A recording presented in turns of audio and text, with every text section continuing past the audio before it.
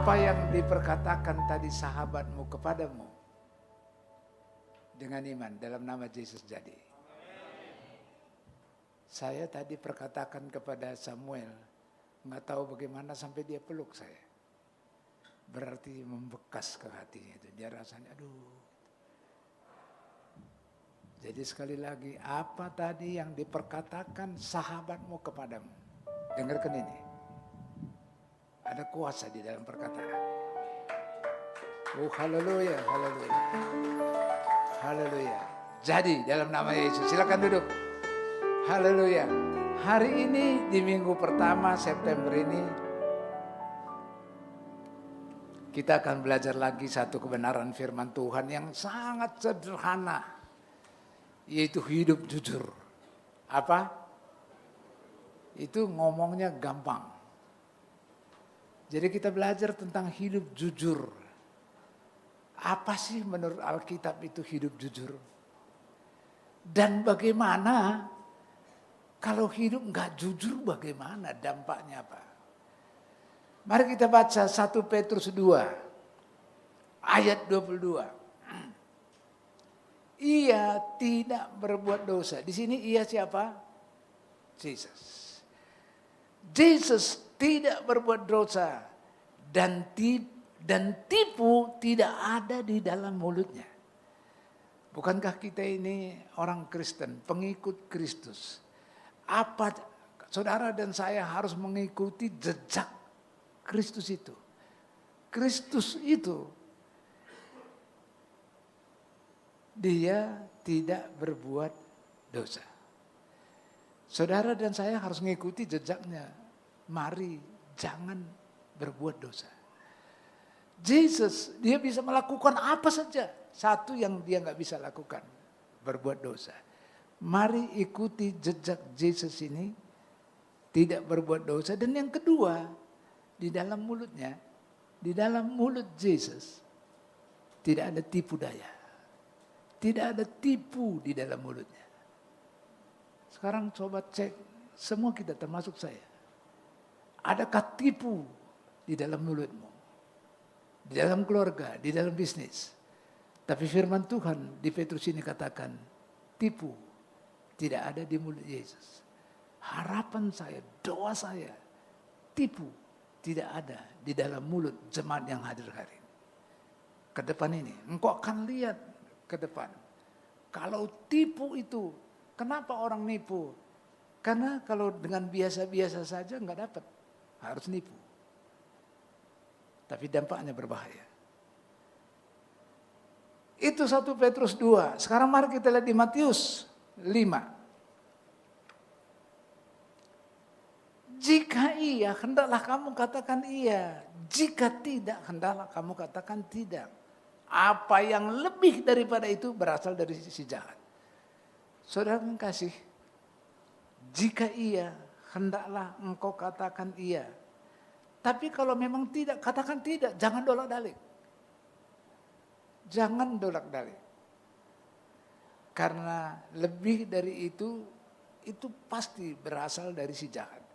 Kemudian Matius 5 ayat 8. Matius 5 ayat 8. Berbahagialah orang yang suci hatinya, karena mereka akan melihat Allah. Suci hatinya. Orang yang moralnya tidak tercemar dosa, saudara, itu kesetiaannya tidak bercabang.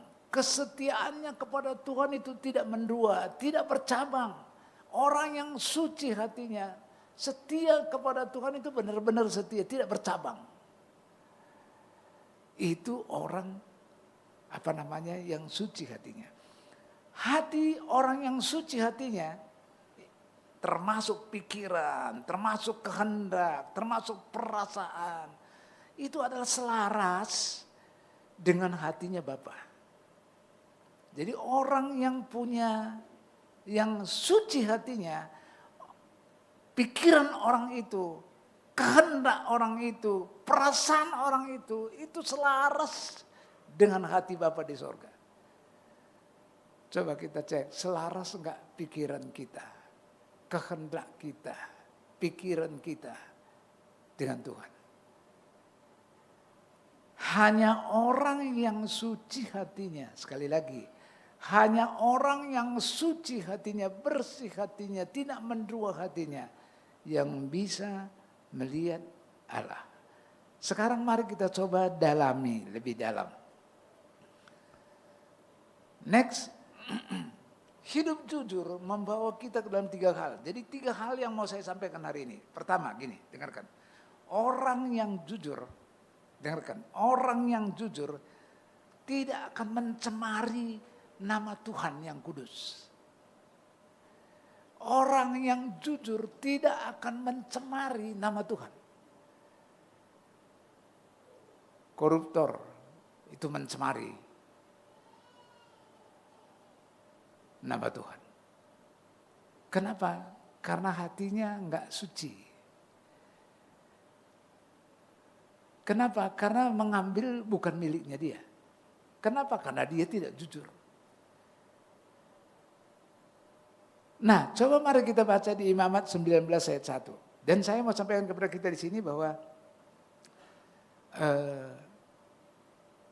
janganlah kamu mencuri, janganlah kamu berbohong, dan janganlah kamu berdusta seorang kepada sesamanya.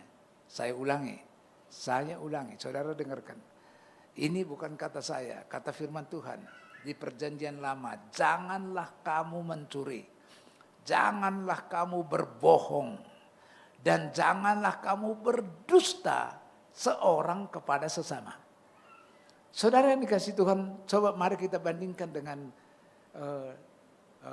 di kitab Keluaran itu ada namanya 10 hukum Tuhan. Mari kita lihat di Keluaran 20 ayat 15. Jangan mencuri. Saya mau kasih tahu kepada saudara. Keluaran 20 ayat 15 ini adalah hukum yang ke-8. Ada 10 hukum. Tapi di Alkitab jangan mencuri ini adalah hukum ke-8. Dan dengarkan ini. Dan hukum ke-8 ini melarang pengambilan benda apa saja. Saya ulangi.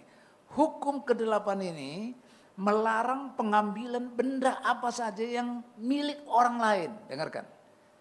Jadi penjabaran jangan mencuri itu, hukum ke-8 ini melarang pengambilan barang milik orang lain. Jadi jangan ambil kalau bukan milikmu. Jangan diambil, itu bukan milik. Itu mencuri namanya. Kalau mengambil bukan haknya kita, itu mencuri namanya. Dengarkan ini kata-kata ini. Kalau kita mengambil bukan haknya kita, firman Tuhan katakan itu mencuri. Hukum yang ke-8. Saya ulangi. Kalau itu bukan hakmu, kau ambil, engkau mencuri. Ya, dengarkan ini statement ini. Kalau bukan milikmu, benda itu bukan punyamu, apapun itu bukan hakmu, jangan ambil. Karena kalau ambil, engkau mencuri. Engkau mencuri. Hukum yang ke-8 ini menuntut kejujuran. Hukum ke-8 ini, jangan mencuri ini, menuntut kejujuran. Menuntut kejujuran di dalam semua urusan. Dalam apa saja, antara sesama. Jadi ke depan ini, saudara, antar sesama, apapun hubunganmu, dituntut kejujuran. Enggak boleh berbohong. Harus jujur. Dengan siapa saja. Hukum ke-8 ini menuntut kejujuran. Apa saja. Antara sesama. Harus jujur. Itu hukum yang ke-8. Coba kita lihat hukum yang ke-9. Hukum ke-9 Keluaran 20 ayat 16. Jangan mengucapkan saksi dusta. Hukum ke-9 ini, saudara dengarkan. Melindungi nama dan reputasi orang lain. Dengarkan nih. Hukum ke-9 ini melindungi nama dan reputasi orang lain. Jadi saudara jangan berdusta terhadap orang lain. Sehingga merusak nama orang, merusak reputasi orang. Sekarang ini lagi mau pemilihan pilkada saja yang sini jelek, waduh macam-macam. Nggak boleh seperti itu kita anak Tuhan. Enggak boleh. Jangan bersaksi dusta. Jangan mencemari nama orang lain. Tidak seorang pun boleh membuat pernyataan palsu. Enggak boleh. Tapi kalau belakangan ini kalau di medsos kita lihat hampir semua pernyataan palsu. Dia tidak katakan iya. Tapi tidak dikatakan tidak. Bayangin, ini live streaming ya. Udah begini, oh ini mesti karena si Mulyono ini. Ya Mulyono itu ya. Karena Mulyono nggak tahu. Tapi itu, iya katakan iya, tidak katakan tidak. Jangan ikut-ikutan cara dunia. Iya katakan iya, tidak katakan itu. Jangan mencemari. Jangan seorang pun boleh membuat pernyataan palsu. Kita harus berbicara, saudara dan saya yang ada di ruangan ini, atau yang mendengarkan firman Tuhan hari ini, engkau dan saya, kita semua berbicara benar dan jujur terhadap semua orang. Dengan siapapun, dengan atasan, dengan teman sekerja, dengan orang tua, dengan suami, dengan istri. Harus berbicara benar dan jujur. Nah sekarang itu yang pertama. Ya. Yang kedua, orang yang jujur. Orang yang jujur itu akan menyelamatkan dari hukuman. Akan terbebas dari hukuman. Orang yang jujur. Tapi orang yang tidak jujur, itu akan kena hukuman, bahkan mati. Kita lihat kasus Akan. Kasus Akan, ya. Itu bisa kita baca di Yosua 7 ayat 13. Bangunlah, kuduskanlah bangsa itu dan katakanlah, kuduskanlah dirimu untuk esok hari, sebab demikianlah firman Tuhan Allah Israel. Hai orang Israel, ada barang-barang yang dikhususkan di tengah-tengah kamu, di tengah-tengahmu. Kamu tidak akan dapat bertahan menghadapi musuhmu sebelum barang-barang yang dikhususkan itu kamu jauhkan dari tengah-tengah kamu. Ini latar belakang dari ayat ini. Saya mau kasih tahu kepada saudara bahwa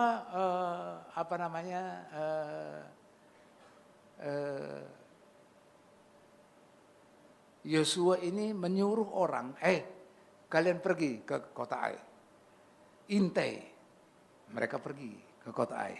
Setelah dia lihat orangnya hanya sedikit, orang ini kembali ke Yosua. Yosua,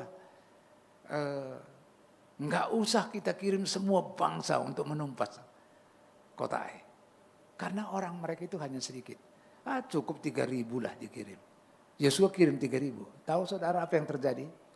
3.000 belum apa-apa, baru di depan pintu gerbang 36 orang tewas. Sehingga yang 2.000 sekian ngacir ke bir-bir, lari membelakangi musuh. Nah Yosua kan mikir, loh katanya kirim sedikit saja, ini belum apa-apa kok udah ngacir. Kenapa ini? Ini pasti ada sesuatu ini. Apa ini? Nah ternyata tahu saudara, ada salah satu dari antara mereka itu mengambil barang yang bukan miliknya dia. Ada yang tidak jujur di antara mereka. Saudara harus dengarkan baik-baik ini.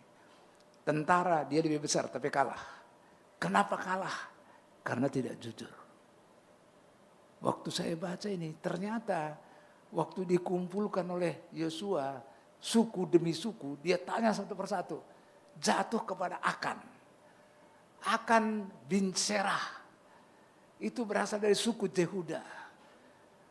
Yosua katakan kepada Akan, hormatilah Tuhan.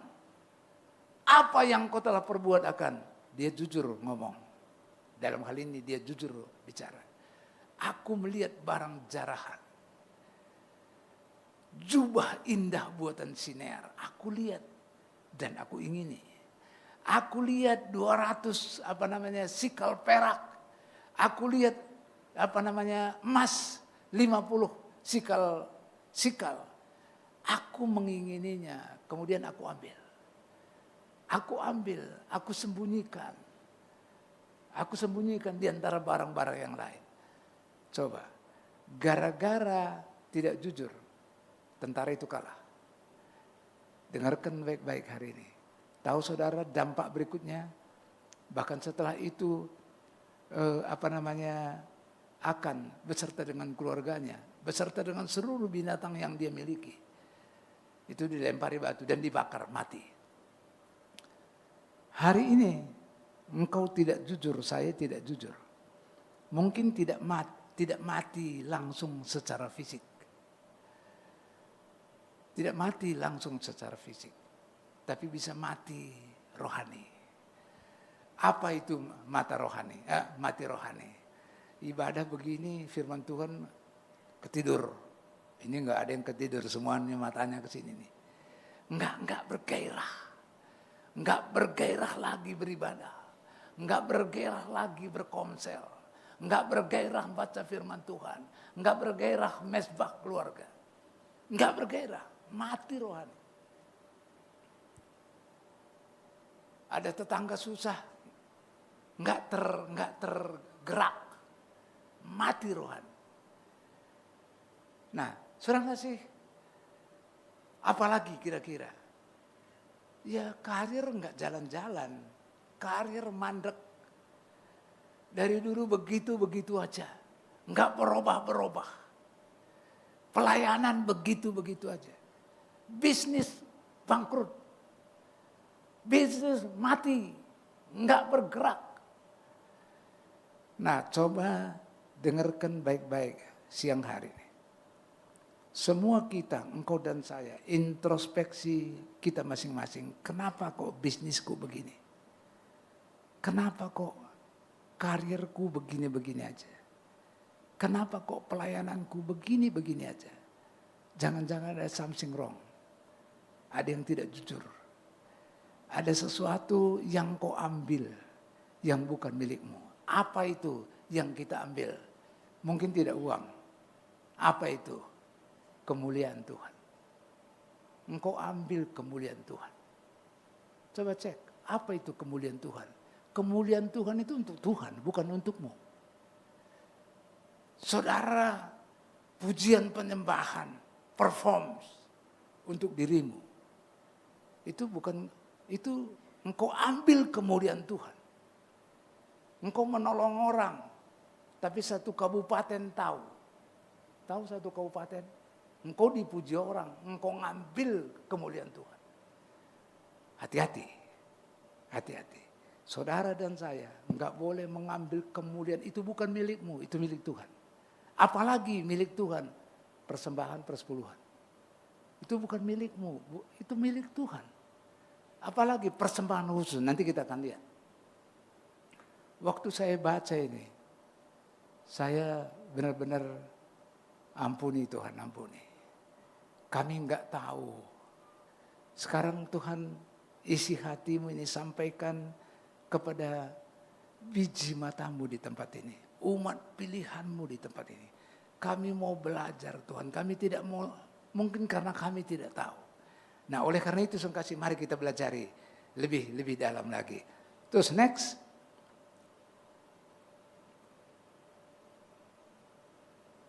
Nah, gara-gara mengambil yang bukan milik, ini tidak tahan menghadapi musuh. Kenapa? Karena enggak jujur. Nah, kemudian berikutnya, malah akan sama keluarganya mati. Terus akan mencuri. Nah ini barang yang berharga 200 sikal perak di bawah tanah disimpan. Yang paling mahal disembunyikan dalam. Enggak jujur ini akan. Makanya dia dilempari batu. Mati sak keluarganya, sak seluruh harta bendanya. Nah kita nggak mau seperti itu. Sekarang coba kita lihat penjelasan berikutnya next di yang King James Version, coba lihat di Maleakhi 3 ayat 8. saudara dengarkan ini. Saya waktu dapat tadi malam ini, oh dengan apa? Kita enggak mencuri uang kok. Enggak ada kita mencuri. Tapi ini firman Tuhan. Dengan apa kami menipu Tuhan? Itu kalau di terjemahan baru. Dengan apa kami menipu Tuhan? Tapi kalau di dalam King James Version itu lebih kasar. Dengan apa kami merampok Tuhan? Ini coba lihat nih. Saya waktu baca ini. Will a man rob God? Coba. Dengan apa orang merampok Tuhan? Dengan apa orang mencuri Tuhan? Tahu saudara dengan apa?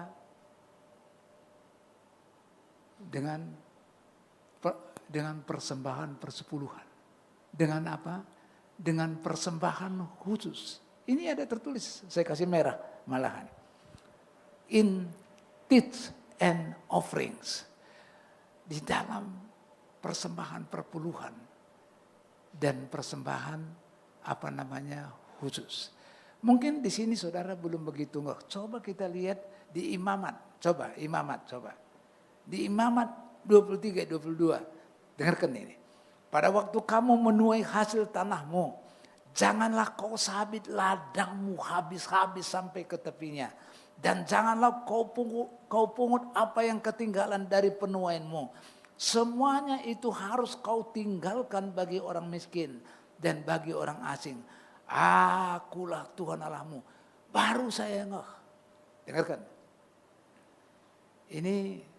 Ini Alkitab itu kan semuanya perumpamaan. Ini kira-kira sekarang kayak apa?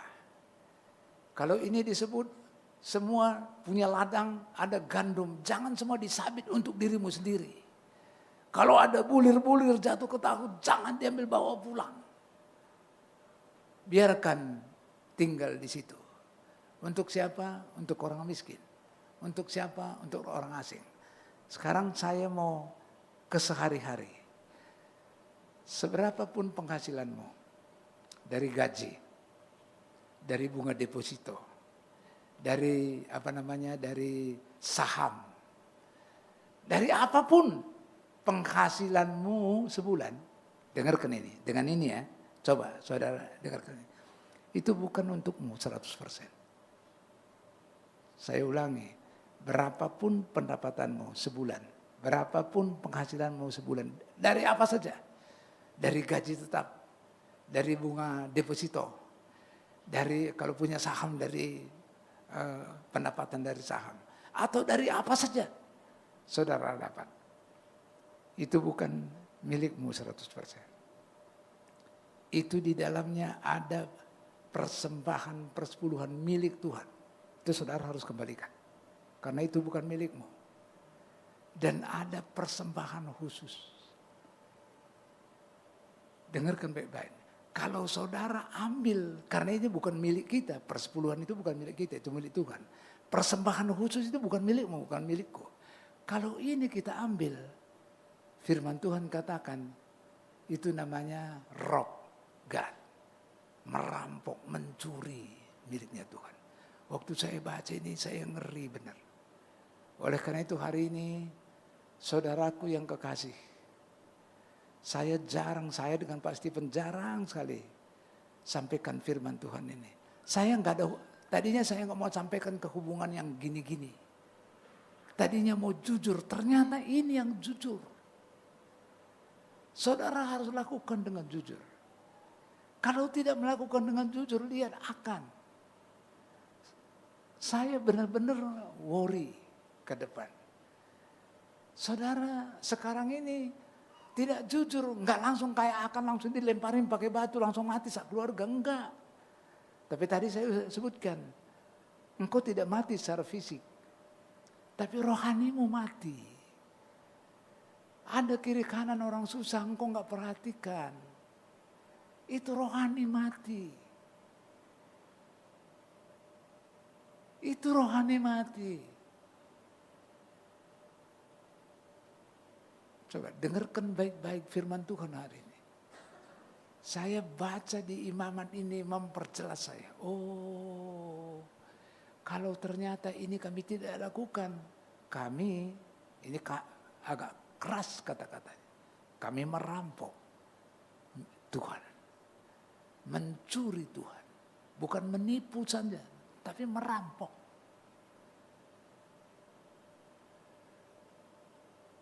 Kita ingin ke depan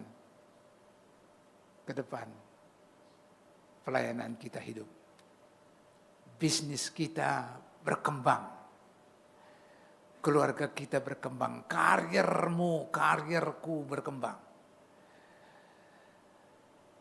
Saudara dan saya introspeksi masing-masing. Kenapa kok ini mandek? Jangan-jangan yang dua ini tadi yang bukan milik kita ini kita rampok. Cek. Jujur. Cek. Kalau engkau memang lakukan ngerampok, mengambil bukan milikmu, bertobat hari ini. Bertobat hari ini. Tuhan mengasihi saudara. Kenapa firman Tuhan ini muncul di siang hari ini? Karena Tuhan mengasihi saudara. Bertobat hari ini. Saudara lakukan bagianmu. Maka bagian Tuhan akan datang sendiri. Lakukan bagian. Dengan jujur. Engkau akan lihat keren, dahsyat. Glory buat Yesus. Haleluya. Kemudian ada yang kedua, kisah. Tadi kisah akan sekarang saya mau sampaikan kepada saudara orang yang tidak jujur. Itu dihukum. Siapa? Ananias Safira. Saya mau cerita kepada saudara. Nanti saudara baca sendiri di Kisah Para Rasul 5. Dengarkan ke sini. Ini Ananias ini sama istrinya Safira punya sebidang tanah. Kalau punya sebidang tanah itu tanah siapa? Meti punya siapa tanah itu? Ya tanahnya si Ananias sama Safira. Kalau dia jual, uangnya punya siapa? Punya siapa? Ya punya Ananias sama Safira, uangnya. Tapi Ananias ini bawa uang itu sebagian disisihkan, sebagian dibawa diserahkan kepada Rasul Petrus. Dia bilang ini hasil jual tanah. Ditipu coba.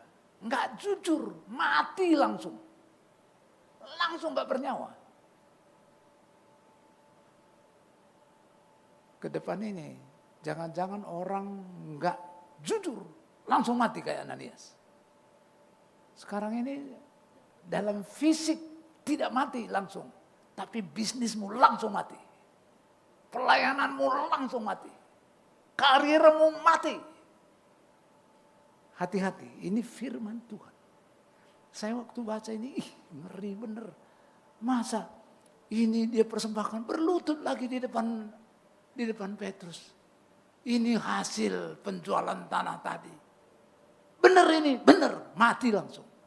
Kenapa? Karena enggak bener. Karena enggak jujur. Sebagian disisihkan, dikebumikan, dikuburkan. Orang yang mengkuburkan pulang kembali.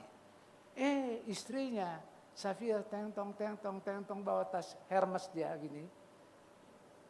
Nah ditanya oleh Petrus, hanya segini hasil penjualan tanah kalian? Iya benar, mati lagi langsung dia. Coba, ini dampak daripada orang yang tidak jujur. Sekali-kali Tuhan mengasihi jemaat di tempat ini. Benar. Tapi hidupmu harus jujur. Berbisnis harus jujur. Dengan suami harus jujur. Dengan mertua, dengan mantu semua harus jujur. Ini waktu saya baca benar-benar, kalau sekarang ini kita nggak jujur, langsung mati begini kan ngeri bener nih. Tapi Tuhan berikan penjelasan, pencerahan kepada saya. Berubah, bukan fisiknya langsung mati. Usahanya mati. Pelayanannya mati. Karirnya mati. Sekarang coba semua kita, tanpa terkecuali, termasuk saya. Kita cek benar-benar, adakah kita mengambil barang yang bukan milik kita. Persepuluhan bukan milikmu, itu harus engkau kembalikan dengan jujur. Persembahan khusus. Sebulan yang lalu ada satu hamba Tuhan khotbah di sini.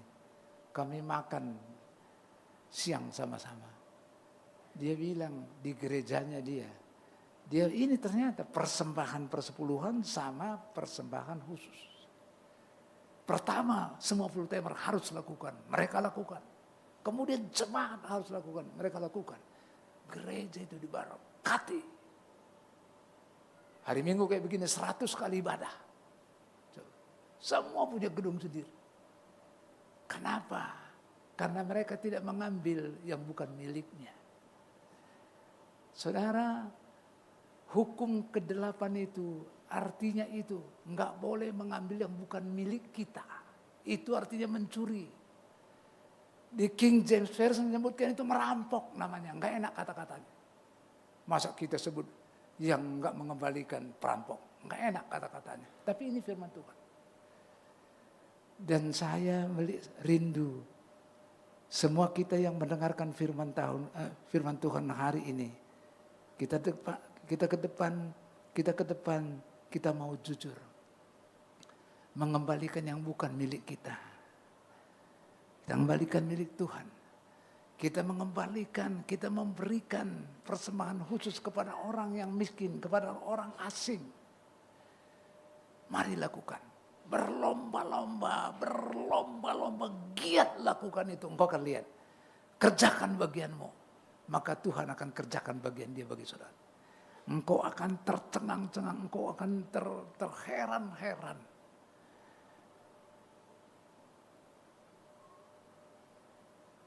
Sama-sama katakan amin. Tepuk tangan dong buat Yesus. Haleluya. Puji Tuhan. Sekarang yang terakhir. Kalau saudara hidupmu jujur. Gini, kalau orang tidak jujur, kalau orang suka bohong, biasanya bohong ini ditutupi lagi dengan bohong ini. Bohong ini ditutupi lagi dengan bohong ini. Kayak orang berdosa kecil-kecil, ikat satu hanya benang. Tapi kalau saudara berkali-kali diikat pakai benang, saudara nggak bisa bergerak. Itu juga begitu. Kalau saudara bohong terus menerus, saudara tidak akan peka terhadap suara Tuhan. Dengarkan ini, saudara tidak akan peka terhadap suara dan saudara sensitivitas saudara terhadap dosa menjadi mati, hati nurani menjadi tumpul, tidak lagi mendengar suara Tuhan. Nah, oleh karena itu, mari jujur, jangan suka berbohong, berhenti hari ini, bertobat hari ini, jangan berbohong, jangan lagi berbohong.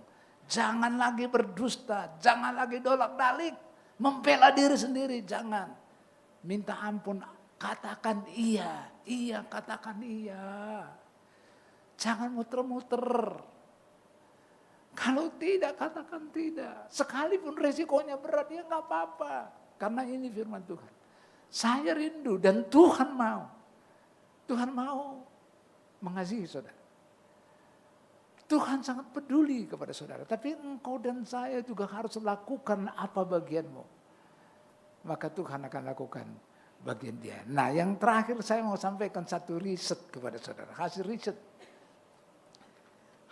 riset ini dilakukan di Amerika. Itu 10 bilioner, milioner, 10 faktor sukses terhadap orang-orang yang kaya, terhadap orang yang berhasil, 10 sukses. Nah, pertama, ternyata ada banyak faktor sukses. Saya mau sampaikan 10 kepada saudara. Ternyata nilai IPK, ranking, itu hanya faktor sukses urutan ke-30. Kemudian sementara IQ pada urutan ke-21. Tahu saudara? Joe Biden itu IQ-nya mirip-mirip saya 115. Kalau Obama kan 155. Trump ini hampir 150. Tapi Biden hanya 115, ya rata-rata kita lah. Tapi jadi presiden. Karena dia nggak neko-neko, disenengin banyak orang. Iya sekarang karena umurnya udah 81 jalan 82 aja, kalau nggak bisa menang dia itu. Nah yang satunya lagi, IQ-nya tinggi bener, tapi bohong terus tuh. Nggak enak ini di. Nah, saya mau kasih tahu kepada saudara, tampilkan lagi. Ternyata, dengarkan nih, yang membuat orang sukses, ternyata nomor satu bukan IQ tinggi, bukan IPK-nya tinggi, bukan karena keluaran universitas yang paling keren, ternyata karena jujur. Ternyata karena jujur. Karena orang jujur dipercaya, dikasih peluang. Saudara kalau IQ-nya pinter enggak jujur, dijual kau. Perusahaanmu pun dijual. Jadi ternyata nomor satu itu untuk berhasil itu adalah jujur. Oleh karena itu saudaraku yang kekasih yang mendengarkan firman Tuhan siang hari ini hidup jujur ke depan. Ajari anak-anakmu jujur. Ajari keluargamu hidup jujur. Karena itu faktor pertama untuk orang sukses. Saya dulu di Bukit Asam terkenal jujur. Suatu saat ada orang meninggal, ibu-ibu. Bapaknya udah lama meninggal. Bapaknya dulu direktur keuangan, saya masih umur 30. Bapaknya udah 50 sekian, 53, 54. Beda dengan saya 23 tahun. Waktu meninggal bapaknya di kuburan. Di kuburan itu saya, ibunya itu udah waktu ditutupin liang lahat gini, tutupin, saya terakhir datang. Bedanya saya dengan dia jauh, dia kenal juga barangkali enggak. Waktu saya bilang, saya Purba Bu, ya yang tabah Bu ya. Oh Purba yang jujur itu ya. Saya kaget. Berarti bapaknya cerita sama istrinya di rumah. Ada sekarang karyawan kita di Bukit Asam enggak makan nasi. Tahu nggak makan nasi? Dikasih amplop nggak mau. Cerita ke istrinya. Istrinya loh kok lama? Bedanya umur dia sama saya jauh banget 23 tahun. Oh Pak Purba yang jujur itu ya. Makanya jangan heran 16 tahun jadi direktur. Dan selalu membawahi tempat-tempat yang saudara mungkin bingung. Marketing di situ. Pengadaan di situ. Business development di situ. 16 tahun. Ada orang bilang Pak Purba ini bisa beli pulau. Boro-boro beli pulau. Kalau nggak dolar nggak bisa beli rumah. Jujur. Di BPD 3 kali nih jadi bendahara 3 kali. Kenapa? Karena jujur. Nggak mengambil yang bukan milik kita. Bahkan kalau perlu kita tambah. Nomor 1 untuk berhasil jujur. Kasih tahu anak, cucu, mantu semua jujur di pekerjaan. Engkau akan lihat, Tuhan akan berbicara. Nah yang kedua untuk mau maju. Waduh, udah waktunya dah. Yang kedua, disiplin. Yang ketiga, mudah bergaul. Yang keempat, dukungan pendamping. Jadi istri harus mendukung suami. Yang kelima, kerja keras lebih dari orang lain. Yang keenam, kecintaan pada yang dikerjakan. Yang ketujuh, kepemimpinan yang kuat. Yang kedelapan, kepribadian kompetitif. Yang kesembilan, hidup teratur. Yang kesepuluh, kemampuan menjual ide-ide. Nah inilah saudara kasih saya mau sampaikan kepada saudara. Ini hasil riset. Bahwa ternyata orang berhasil itu yang pertama ditentukan oleh jujur. Setelah dengar firman Tuhan ini, kalau ada di antara kita dengar begini, ya Tuhan aku mau jujur sekarang, angkat tangan. Bapak engkau melihat tangan-tangan yang terangkat, jamah mereka, berikan kekuatan untuk hidup jujur mulai hari ini. Mengembalikan milik Tuhan, mengembalikan juga persembahan khusus Oh Papa, Papa, Papa, Papa, Papa, Papa, jamah kami semua Tuhan tanpa terkecuali. Ke depan ini kami mau jujur dalam hidup kami. Jujur mengembalikan milik Tuhan. Jujur mengembalikan persembahan khusus. Jujur dalam segala hal dengan sesama. Dalam nama Yesus.